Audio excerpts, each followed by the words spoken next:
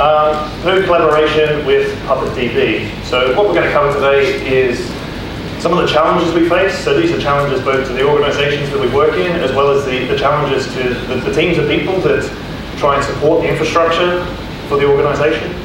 We're going to be talking about PuppetDB, so that's a product within the Puppet ecosystem. And we're going to see how PuppetDB can be used to try and help with these problems that we've got. And I'll walk through a few examples. So there's going to be bits of code, but it's not too complex. So myself, I'm an engineer who works with a company called Odyssey. So Odyssey do consultancy work. Their main office is here in Melbourne, and they've got a smaller office in Sydney. I'm at that smaller office up north. My background originally was Solaris and Linux administration. But yeah, for whatever reason, for the last couple of months, I've been battling Windows automation, which for the Unix people like myself out there, I will let you know, it's not as bad as what you think. So, coffee consumer, yeah, so I like coffee, and in that ever pointless rivalry between Sydney and Melbourne, I'm happy to give it to you, Melbourne. Your coffee is much better than ours. And yeah, DevOps everything, so that's been around for 5 years. People have probably been doing DevOpsy things for a lot longer than that, but I find the DevOps movement really interesting, both from a tooling perspective and from a cultural perspective. And yeah, Puppet, so I've been doing Puppet for a little while.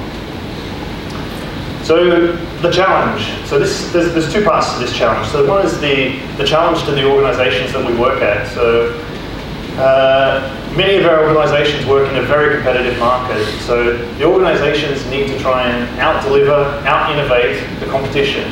Because quite often the difference between success and maybe not death, maybe not bankruptcy, but you know, not success, let's call it that. So concepts like time to market are absolutely critical now. So these desires of the organizations we work for place challenges on us, or I say us, many of us, as engineers trying to support the companies we work for. So some of the challenges we have are faster provisioning. So it doesn't seem that long ago, 10 years ago maybe, you know, working for organizations where the new project kicked off, it needed some new infrastructure, and that lead time was probably measured in 2 to 3 months. That was like 6 weeks to order that server from Sun Microsystems. It was a week to get that thing racked and cabled. It was a week to install an operating system, and then you started to try and use it, and it didn't work. And anyway, 2 to 3 months was sort of what provisioning times people were talking about 10 years ago. These days, we need to be provisioning things faster. So we're measuring provisioning in hours or even minutes, or if you're using things like Docker, seconds. Another challenge that we need to be able to do is deal with an ever-increasing number of systems that we need to manage. So I'd be highly surprised if anyone could honestly tell me that they're managing less systems now than what they were 2 or 3 years ago. There's a few parts to that. The organization I'm doing some work with at the moment, their CTO called it out themselves. They said, we're really fantastic at turning on systems, and we're just absolutely terrible at turning them off. More environments. So this is a problem that some people have and some don't. So this same company had all of their environments set up so that they're all running on physical infrastructure, so AIX systems, Unix systems, and talking to mainframes. And due to lead times and the way that they were using those environments, they had this constraint, this inability to get things out to production quickly enough. So we kicked off a project to help them facilitate that. We use tools like Amazon Web Services along with Puppet to be able to go and stand them up a new environment in a couple of hours, which to some sound amazing. Other people will say that's terrible, but what that does is, you know, take them from having, let's say, 6 environments in their entire organization to now having anything up to 60 environments. And while that opens the floodgates for certain types of activities in the organization, it also introduces a bunch of new challenges. Dynamic environments. So I think Luke touched on it earlier about, you know, things are changing a lot more. It's less a case that we have, you know, these long-running systems for 5 years. We're getting systems that are lasting much shorter periods of time. Things are coming, things are going. A stat that I remember hearing from someone from Netflix is that the average lifetime of their VMs that run in Amazon Web Services is 36 hours. That's all it is. They'll just destroy it, replace it with the next release of their application. Auto-scaling, so that's a concept where You want to expand resources when you need it and then shrink it back down to save costs. A fantastic example of this might be a horse race that was on earlier this week.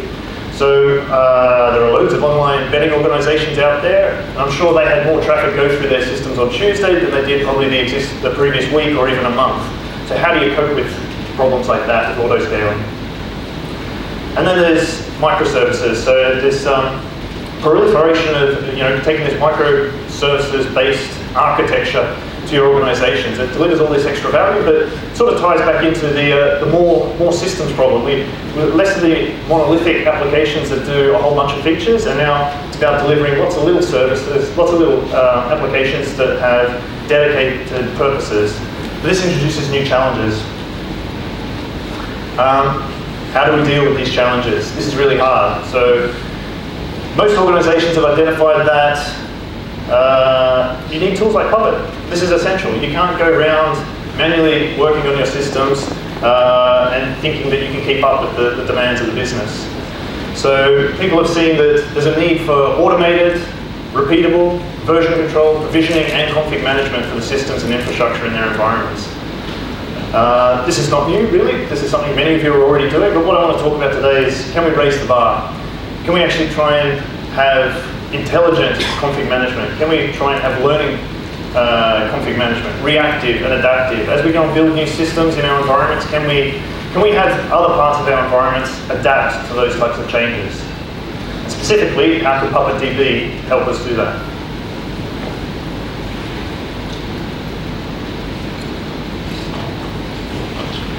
Excuse me. So, what is PuppetDB?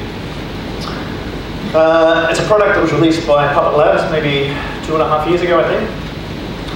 And it was billed as being a storage service for all Puppet-generated data. So I've got a couple of slides in a couple of minutes about what that data is.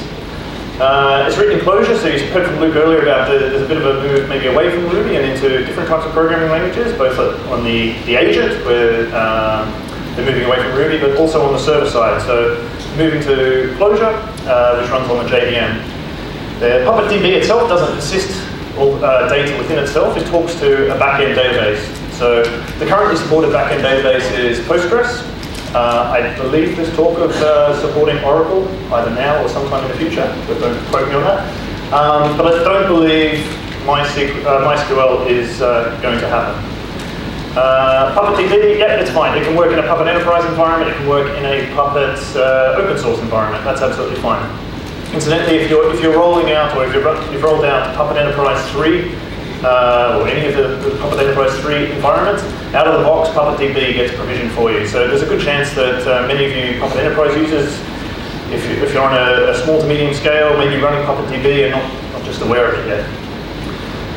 Let's take a look at what it looks like. So in a small to medium environment, you can just run PuppetDB alongside your Puppet master. So this scales fine, it performs pretty well. You could probably, there are so many mitigating factors about how complex your Puppet code is, but you could scale a solution like this where everything's running on one Puppet master up to maybe a couple hundred hosts.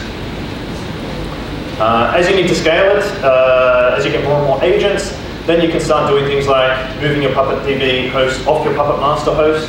And you can even do funky things with load balancers and multiple Puppet masters and multiple PuppetDB servers. But this type of configuration is a type that you probably only need to think about if you're starting to go into thousands of agents out there. So I said earlier that PuppetDB is this warehouse, or this place where we store all the Puppet-generated data. So let's talk about what this data is. Node facts. So all your boxes that have the Puppet agent installed upon them have this bit of software called Factor. Factor out of the box for most operating systems generates about 100 facts. And what these facts are is it's metadata about those individual nodes. Anything from what's this node's IP address, what network is it on, what's its full host, fully qualified domain name, what's its short host name, SSH host keys, how many CPUs, how much memory that this node has. This is all quite valuable information about all your nodes.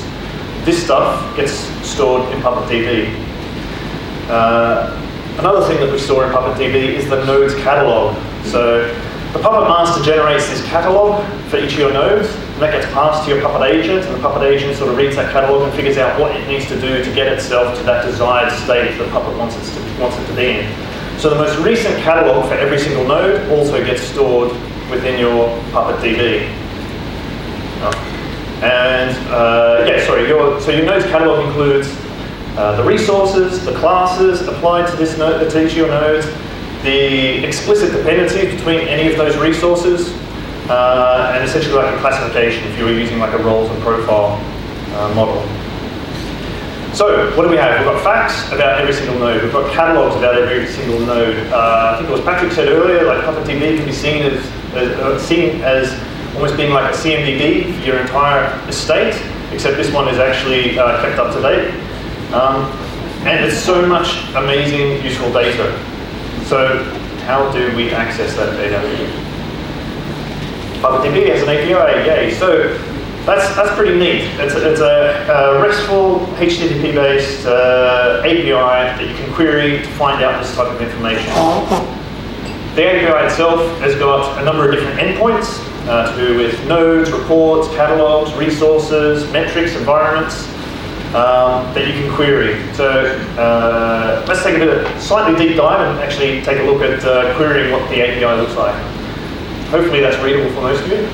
So I said, I'm a Unix sysadmin, so I pull out curl to query the API. If I just go and hit the nodes endpoint there, what that's going to return for me is a list of all the nodes in my environment. Maybe useful, maybe not. But what I can also do is apply a filter to that.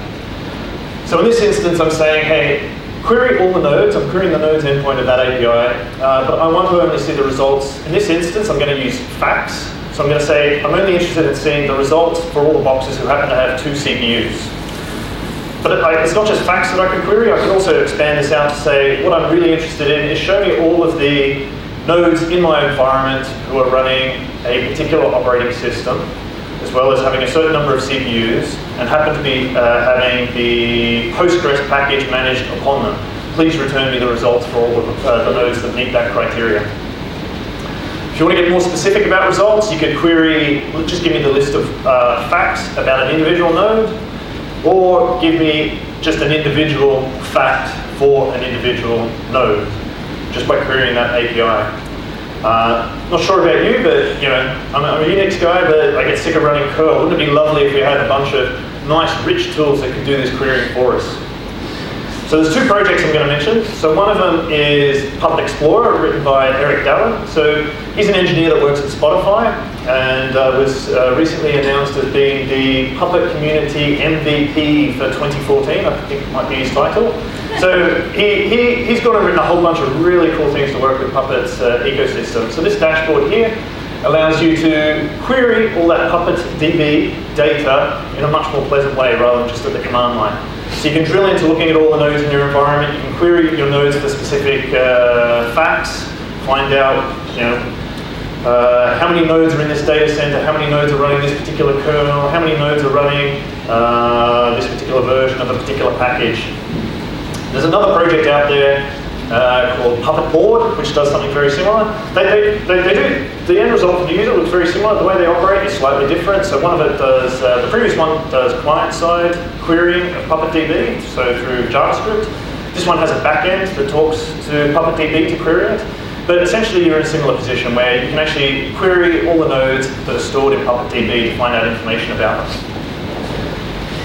So dashboards are lovely, but the title of this talk was about node collaboration. So how can we get our nodes to intelligently work together using PuppetDB? That same fella, Eric, went and wrote a Puppet module called PuppetDbquery. So it's open source, it's on GitHub, but you can download it from Puppet's Forge website, and it's excellent. So let's run through what that module does for you. 3 things. So if you install it on, let's say, your Puppet master, you get a command line tool. So you can now start to write Puppet space query space node, and then provide a filter for the results that you're interested in, like I said earlier, based on what classes, packages that are assigned to nodes, or based on facts on those boxes, and it will return results just on the command line for you. It also has a hierarchy backend, so For those not sure what Hira is a way to sort of decouple configuration from your actual Puppet code. And typically you store data in Hira and Puppet figures out what to use. In this instance, you can use PuppetDB as your backend for Hira. So instead of querying a bunch of static or version controlled files that are in Hira, maybe you want to be querying stuff that's actually in PuppetDB. The third feature of this particular module is it gives us two Puppet functions. So these are functions of code that you use in your Puppet manifests. The two particular functions that it gives you are query nodes and query facts. And we're going to go into a little bit of detail about how you can use those in your Puppet code. Before we dive straight in, here's just a terrible diagram about what happens when an agent runs Puppet. So just wanted to show you here, so the agent decides to kick off a Puppet run. What it does is it runs factor locally, builds up all the facts about itself. It sends those facts over to the Puppet master. Now the Puppet master uses a bunch of different data to generate what's called a catalog. So it knows the facts about the node. It has the Puppet code that it knows it wants to apply to this particular host. It also has some Hira data that probably is being used by that Puppet code, generates this catalog and sends the catalog back to the agent. The agent then gets that catalog and basically converges the running state into what Puppet has as the desired state. And then the agent sends its report back to the Puppet master. So with this PuppetDB query module, we're introducing a new source of data that the Puppet master can use to generate the catalog and sending back to the agent. Same thing happens, agent runs factor, sends its details over, but now I've got a couple of sources of information. Yeah, there are certain things you really do want to be querying in Hira, but maybe there's information we want to be querying within PuppetDB in order to build out these catalogs that we send back to the agent. Let's take a look at some code. So here's an example, I'm hoping it's readable, of using the query node function. So like I said, this is code that you put straight in your Puppet manifest or your Puppet classes or your modules, whatever word you like to use for the Puppet code. Here we can see I'm creating two variables. The first one's called web server, and I'm saying it's equal to, I run the query node function, and what I'm doing is I'm providing the query string, the query that I want to apply, so that the Puppet master goes and queries PuppetDB and returns a list of all the nodes that match that criteria. The second example you see there, I'm not doing quite a strict query. I'm saying, hey, give me a list of nodes that have this particular role applied to them. That second example, I'm providing the second optional argument, which is what is the fact I'm interested in receiving back and using in my Puppet code. So if we took a look at this, what we have is the web servers variable for this demo I put together on my laptop earlier in the week would be web servers. There were two hosts that happen to be match that query, and that's an array of hosts. So you've got this variable that you can now use within your Puppet code, and you can figure out what do I want to do with this. Maybe I want to build a configuration file based on that. Maybe I want to use this data to configure applications with. And then the second example there, it only found one result, but that result is still an array with one item. If we take a look at the second function that's provided in this module, it's called query facts. So it looks very similar. There are two arguments, they're both compulsory. So the first one is what's the query, again, that I want to apply when I go and look at my Puppet database. And the second one is what is a list of facts that I want to actually use. Now the data that you get back here is quite a bit more complex. So it's a nested hash of results. This looks really scary, but what you're doing here is you're getting rich information that you can then decide what I want Puppet to actually go and use. So yeah. So let's think about this for a moment. What's this actually giving us? Being able to query PuppetDB from the Puppet master when you're compiling catalogs for each of your nodes. Essentially, it's giving us the ability to dynamically configure systems based on the state of other systems that are within your environment. This touches back with that whole dynamic environment auto-scaling problem that many of us are facing. Right, a couple more examples now. Populating files with query results. So I've kept this really, really simple. In this example here, there's the query nodes, tell me all the nodes that have the class Apache, and I'm going to use those in a file. That's a Puppet resource type. Here is a simple ERB template file where I'm grabbing the results there. I'm going to iterate over each of the items in the array of results returned by that function. And I'm left with a file on my file system that looks something like that. Pretty straightforward. The key thing here though is it returned 2 results and I've put those in. I could run Puppet again, and if there were more boxes that I built in the meantime, that file would get populated. So automatically configuring itself based on the state of other systems. A real-world example to this would obviously be something like load balancers, where what are all the back-end web servers that I want to actually send traffic to? That's something that's going to fluctuate over time. So why not go and use query nodes to find out what are the servers I should be sending traffic to? Another type of use case for this is where you have like a whitelist. Perhaps it's firewalls, perhaps it's you only want to allow certain IP addresses to be able to query something. So I'm not a real big fan of Nagios, but I know when you go and set up the NRP client, there's a particular setting there to say, well, what are the allowed hosts that can query this host to run Nagios check commands? And you probably want to know, well, what are the Nagios servers that can do that? So a neat way of dealing with this problem would be, why don't I go and query all the nodes who are actually a monitoring system in my environment? I'll return all the IP addresses and I'll populate my configuration file on all my agents to say what are the allowed hosts to be able to hit this. You could use the same approach with whitelisting to generate firewall rules. So sort of a little bit more complex, but that would be a way of being able to get your systems to adapt as and when you build more and more nodes. Another example is obviously when you build nodes that need to be able to discover other nodes in your environment. So I've used an example here of Jenkins, but it could be Bamboo, it could be, to be honest, any type of application where you have the concept of a master server out there and you have sort of slaves. So when you go and provision some more build agents, you want those agents to build themselves, install the right type of software, and then be able to know, well, how do I discover what's the master server I need to connect into so that I can start taking jobs and then running. So, in summary, we're not really near 0 o'clock, are we? No? So in summary, what I'm trying to say is that PuppetDB has got this amazing wealth of information about all your systems out there that you're managing with Puppet. The possibility at sort of configuring systems based on the state of other systems, application servers built on just discovering, hey, what are the database servers I need to use? Are there any database servers out there I should use? Maybe I shouldn't go and deploy myself unless there is. These types of concepts, by querying PuppetDB, now become available. Before I go, I've got 2 tips. So the first one is a book that was released a couple of months ago called Extending Puppet. A show of hands, has anyone read this or bought this? Yeah, okay, so there's about 3 or 4 people. So this book is probably not geared towards a beginner, but if you've been using Puppet for 6 or 12 months or even longer, it's a fantastic resource. It's really well written. It covers a bunch of mid-range to advanced topics. Excellent book. So I can't recommend this enough. You should really think about going out and buying it. It was on Amazon one day for $10 US, I think. So it's as a Kindle book. So it's quite cheap. Excellent book. I really recommend you do yourself a favour and buy it. Second, any other people that happen to be from Sydney? So there's a monthly meetup called the Sydney Puppet User Group Meetup.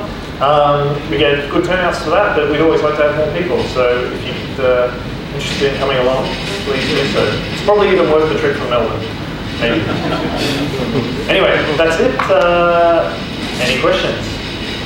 Yes? Just a quick one. Are you able to query from PuppetDB the last time the machine did a Puppet run? Oh, no. So the question was, can you query when was the last time that a Puppet run occurred on a particular node? So I haven't looked into it, but one of the things that I didn't touch on was, in addition to the facts and the catalog, what also gets stored in PuppetDB is the reports. And I think the default is something like the last 2 weeks of reports. It probably wouldn't be hard to be able to query, well, what's the timestamp of the last report that was sent into PuppetDB for that particular node? Maybe. I don't know if that would be good enough. Thinking of just like, say, when you're setting a load balancer, give me all the machines that are back in web server had called in recently. Okay, so yeah, the comment was, it'd be nice to be able to go, I want all the nodes configured behind my load balancer that have essentially applied, that have run Puppet recently. So you could do that. There is a value for PuppetDB, a TTL, so time to live. How long should I keep nodes and their information stored in PuppetDB before purging out old results? I don't know what the default is. Maybe a Puppet Labs person will answer that for me. But what that would allow you to do, if you've got to be a bit careful with that, because just because a node hasn't run Puppet in 2 hours might not mean you want to remove it. Maybe you do. It depends on how you want to decommission your boxes as well. You can certainly destroy the data in PuppetDB if you go to turn off nodes. But you probably want to be a little bit careful about how you do that. So, I mean, the data that's in PuppetDB, it's not real time. It depends on how often you're going to run Puppet agent on all your boxes. So it's not absolute real time, but it's pretty close to it. If you're running, yeah, it depends on how frequently you're going to be running Puppet on all your nodes. Mr. Wallace. Everybody gets nervous for some reason. I don't know why. 14 days for the TTL. Okay, so Stephen's just said that the TTL is 14 days by default. Yeah, it certainly was. And the question, I suppose, first of all, that was a great talk. And the PuppetDB probably allows you a method by which you can approach an age-old problem if you've got multi-tiers or multiple boxes, and you can't actually create web servers before the application server has been provisioned, and you can't provision that before the database is there. The database can't be there until your DNS is there. So this is probably a way by which you can help to get the ordering right there. Yep, so I'll just repeat Stephen's comment. So Stephen made the comment that this type of approach is sort of a fantastic idea for where you have multi-node interdependencies. So I want to build an environment, and I've probably got a web tier, an application tier, and a database tier. And I probably don't, do I really want to build them serially, where I build a node, I wait for it to finish, and then I go, okay, I'll build the next node, and then I'll wait for it to finish, and then based on dependencies, start with the database app, and then web. That's a bit slow. Maybe you've got more demands where you want to build it faster. So the idea of, we'll build them all in parallel, but maybe when the catalog gets compiled for the application server, it can query PuppetDB to say, well, not only how do I get to my database box, but where's my database box available? And you can write in Puppet manifest, you can write validation for results. So if I don't have any results yet, or if that particular node that I meant to use as a database hasn't finished running Puppet yet, hasn't submitted its report into the PuppetDB system, perhaps I don't want to actually start up my application yet. And likewise from the application, its relation to a web tier within your system. Yeah. Yes? How does this relate to export resources? Yeah, so when I originally put together this talk, I was going to include exported resources, and then I ripped it out. Based on the fact that we're waiting for the bar, I should have kept it in. So exported resources, they've been around for a long time, so they predate certainly PuppetDB. So what an exported resource does is, where you would typically provide describe a resource that gets applied to a box. In Puppet code, if you put 2 @ symbols, I think they are, in front of that resource, what happens on a node, or what happens on the Puppet master when it compiles that, is that doesn't actually get applied to that node. What that does is it gets added to, in this instance, it gets stored in PuppetDB. Prior to PuppetDB, it was stored in a separate database. But it does a similar thing where you could export resources for a node, so they don't get applied to this node, they get stored in the database, and other nodes can consume those resources. Works very similar to this, but my experience is that using exported resources has a narrow field where it feels like a really good fit. And there's a bunch of other use cases where personally I sort of felt like exported resources was a hard way to solve that problem. And something like this where it works in a similar way, but just query PuppetDB for the particular information I'm interested in, and then I'll use like template files to configure systems. But there is a bit of overlap. More questions? Yes, over there. So you mentioned touched on order scale. Yep. And then you touched on getting able to do whitelist or database while it depends on all the other nodes. I was wondering on the recommendations for an approach where the order scale and each machine might come up and then suddenly all the machines need to be updated because of that event. Where you rather than wait a half hour, obviously another approach for needs that are needed to happen. Yeah, so the question was, I guess it's how long are you willing to wait for changes to some systems or building new systems? How long are you willing to wait before you want those changes to be reflected in other parts of your environment? Obviously something like that you probably want to happen quite quickly, but there's certainly actions you could be doing. So if you had a Puppet Master, it wouldn't be that difficult to probably think about, well, based on certain events happening, maybe I want to use mcollective to go and launch a Puppet run on a certain desired number of hosts. So that would be something that could speed things up. Like certainly if you're running your Puppet agent every 30 minutes and some of your nodes have just finished their Puppet run and then you turn on a new system, you don't really want to wait 29, 28 minutes for those nodes to start realizing that system's there. So you've got options around from a Puppet Master using tools like mcollective to run ad hoc Puppet runs to be able to deal with that. More questions? Yes, in the middle? What sort of hardware do you need to store a PuppetDB for 20 nodes, 100 nodes, 1,000 nodes? That's a great question for a Puppet Labs professional services engineer. So the information I've seen is that if you had a pretty decent spec bare metal box, like whatever, 8 gig of memory, maybe 4 or 8 CPUs, that should scale up to close to 1,000 nodes. But it really does, there's a rule of thumb, I guess, but it can vary so much. It depends heavily on on average, how many resources you're managing per host. Like how complex are your catalogs that you're using? Are you going nuts with things like exported resources that can sort of just take more computation time? How often are you actually running Puppet agents? Is it 30 minutes? Is it 10 minutes? Is it once a day? Those types of factors play heavily on what type of spec you need for your PuppetDB system. Yes, another question. What's my Puppet Master going to look like if I've got to validate on my on the query function? If I've got to validate on the query function, so validate hash or validate whatever it is in my catalog, and the query node comes back with nothing. Is that going to be a failure? So you can deal with that in a couple of ways. So there's a module that's a Puppet Labs module called standard lib. So it provides a bunch of functions that you can use within your Puppet code that sort of expand what you can normally do with the DSL. So you can do certain levels of validation. You can be looking at, I'm not actually sure if it doesn't find results, if it comes back as a null or if it comes back as an empty string. But you could, either way, you could certainly be saying, well, put an if statement on that variable, if it's not a array, or if it does return an array with nothing in it, then well, if its count for that array happens to be 0, you can make a sort of conditional logic there to decide, should I proceed with including certain classes that really need that data.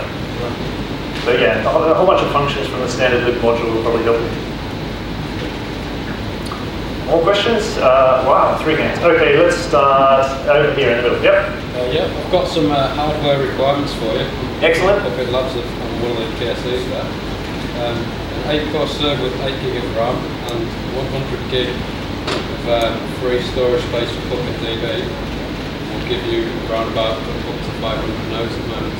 Okay, so what I said earlier was double what it should have been. So if you had 8 gig of memory, 8 CPUs, and quite a bit of storage, I'm not sure what it was, that should scale you to at least 500 nodes, not 1,000 like I said.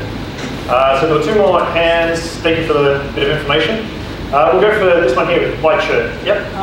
Question, I'm interested in the relationship between the closure on agents running in JVM. It is, precisely, and yep. to the database. Firstly, have you done any analysis on the performance of the JVM on the load, and is it doing any particular interesting work, or is it just a dumb front end to the VMS? Okay, so the question was, PuppetDB, it's written in Clojure, so it runs in the JVM. Have I, or has anyone done some performance tuning or identification of what is it spending a lot of its time doing? So it's one thing I didn't touch on. I'll get to that question. So PuppetDB by default has 2 ports that it listens on. So 8080, which is an unencrypted, unauthenticated port that typically only listens on localhost on that PuppetDB server. And the other port is port 8081, which is SSL based, that uses not just for encryption, but also authentication using the whole Puppet cert management.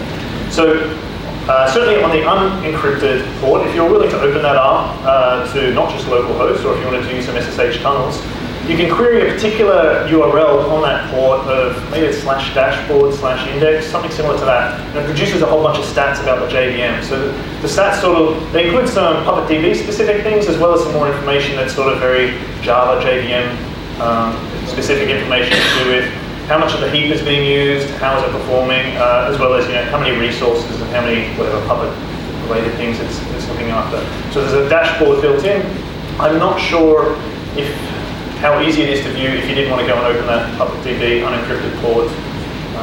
You can find a way to get to it. Yeah, there's many ways. And yep. because when you're quoting machine power and sizes, and you guys depend on GC logging to actually see what it's doing, you might be able to get a lot more use out of it. Possibly, I'm not sure. So I know that a lot of effort's gone into performance tuning PuppetDB since it first came out 2 years ago. So certainly, in fact, Eric Dallin, who works at Spotify, so they're using PuppetDB and his modules like PuppetDbQuery quite heavily, and Spotify's got quite a reasonable size environment. So I think they did run into a few performance issues early on, and they've sort of helped contribute back to Puppet Labs, and those performance issues have been dealt with to an extent. So yeah, I'm sure it could be tuned further, but that's already been looked at by Puppet and some of the customers. Yeah, actually the person you should talk to is Brett Gray during the happy hour. So he's one of our professional services engineers, and he probably knows more about scaling and performance of Puppet than just about anybody. Yeah, he's shaking his head and he's just run away now. So. There was one other question. Yes, yourself. Thinking about the no balance example that you presented, I'm having to like a collective that it has kind of more real-time inventory system than PuppetDB. Why should we base our decisions in PuppetDB that's kind of a snapshot of the central node, and then has like the Puppet running that node, instead of using tools like a collective that is giving you the information right now?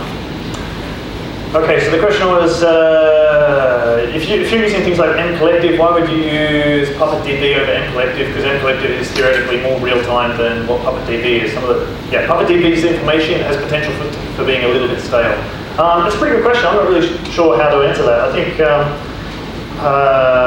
the issue with mcollective is if you have thousands and thousands of nodes and you want to query something, you're doing that real-time. So that's going to introduce a certain load on your system that it will happen right then and there. Whereas PuppetDB, the information you've got in there has probably been gathered over the last 30 minutes.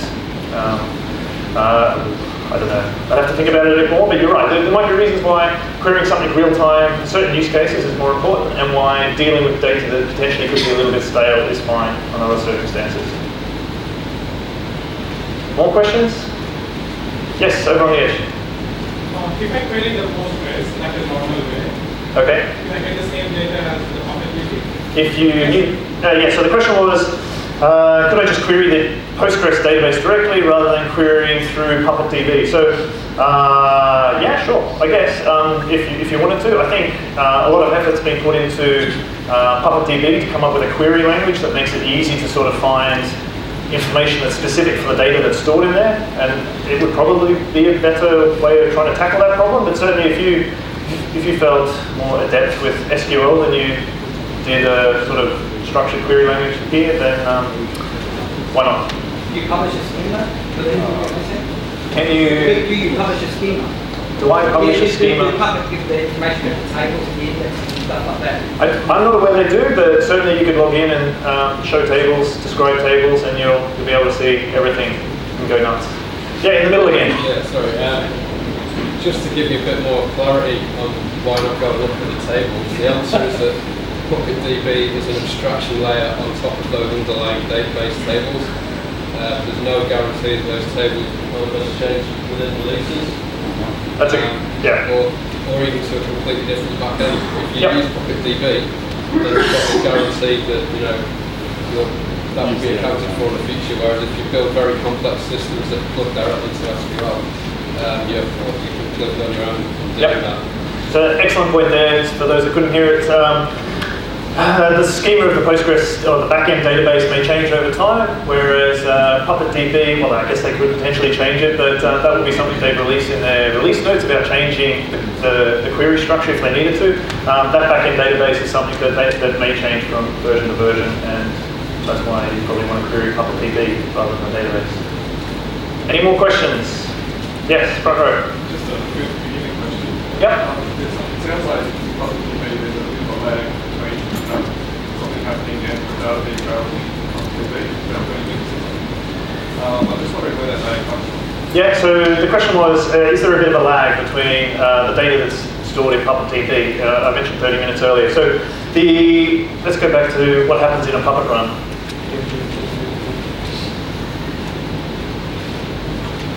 Let's do this one. Right, so this particular diagram, so when an agent goes to run a Puppet run, so the default is that the agent's going to run Puppet every 30 minutes. So that's where the 30-minute number comes from. So when it does run here, it runs factor and it sends its facts over to the Puppet master.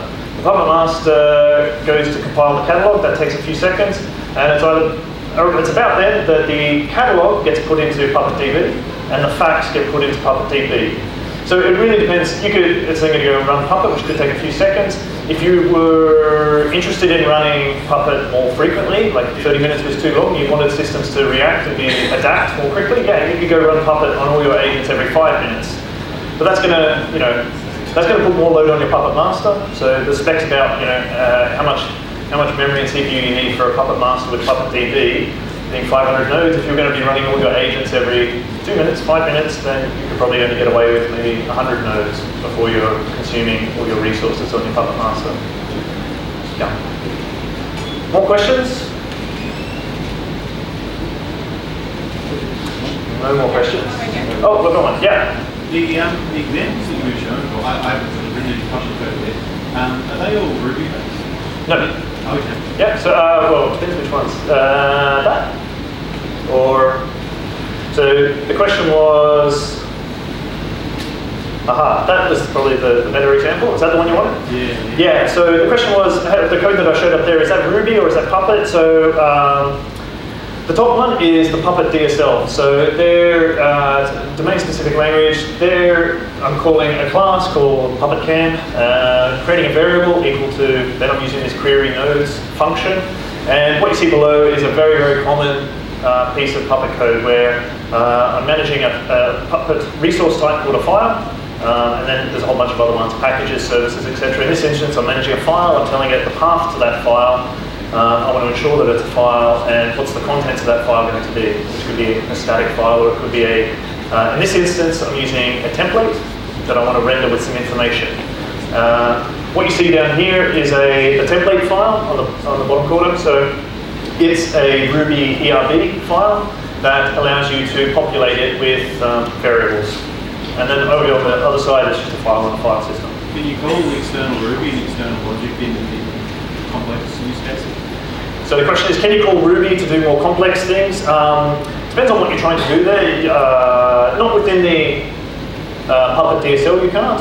But if you had a need for wanting to deal with more complex data that you felt the DSL was a little restrictive with, what you can start doing is going and writing custom types and custom providers. You write those in Ruby, and what that does is, in addition to the standard types of resource types like file, package, etc., you could have some really complex thing that you needed to do that you wrote in Ruby that you then call from within your Puppet classes.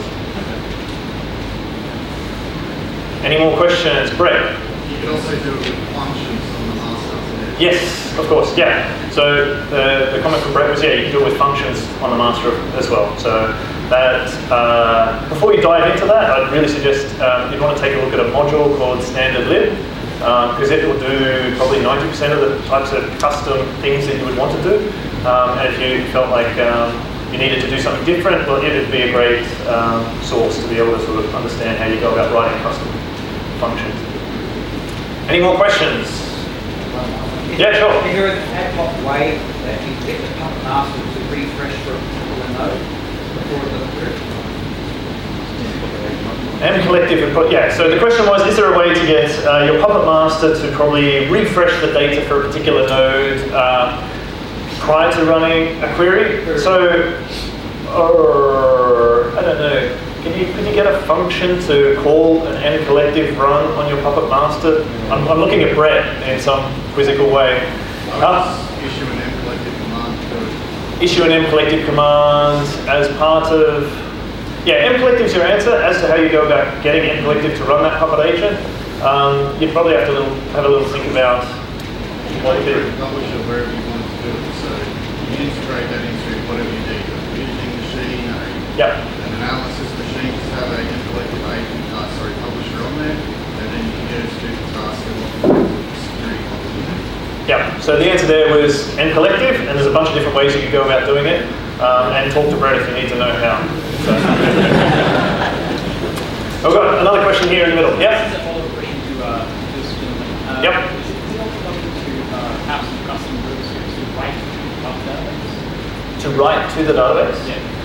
So the question was, is there a way to write some custom scripts that would write particular data to the database? Not that I know of, but I mean, if there was custom information you wanted stored for particular nodes, what sort of leaps out to me would be writing custom facts for nodes or external facts. So I said when you go and deploy or install a Puppet agent on a box, you get this software called Factor, and typically it has about 100 facts or metadata about the node. If there was something that you wanted to be able to provide that wasn't part of that, you could set 100. You could write your own custom one, so you could decide, I have two data centers, green and blue. And when I provision a VM or a host in my blue data center, I want to know that it's in the blue data center. So I could write a custom fact that would be returned when Factor runs that would say data center, blue. And then that stuff would be stored in PuppetDB. So I could use that data and then query it like any other fact for any node. Any more questions? We've got 10 more minutes to fill. Yeah? No more questions? Right, thank you.